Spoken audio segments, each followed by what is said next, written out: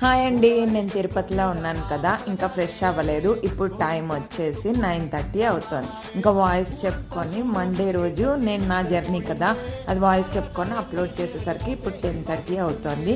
ఇంకా రెడీ అయిపోయాను. దర్శనం కోసమని కొత్త డ్రెస్సెస్ తెచ్చుకున్నాను, అది ఇప్పుడు వేసుకున్నాను. ఇక్కడ అన్నపూర్ణ హోటల్ అని కిందనే ఉన్నాను నేను. కింద నుంచి మా వాళ్ళైతే శ్రీవారి పాదం దగ్గర నుంచి నడుచుకుంటూ అయితే వెళ్ళిపోయారు.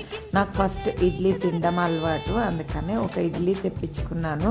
పూరి కూడా తెప్పించుకున్నాను, కానీ తినలేకపోయాను.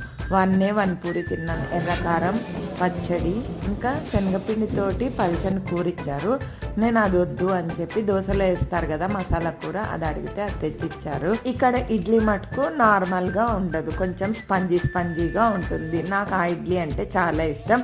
ఇక్కడ సాంబార్ కూడా సూపర్ టేస్టీగా ఉంది. ఒక ఇడ్లీ పూరితోటి నా టిఫిన్ ఈరోజు కంప్లీట్ అయింది.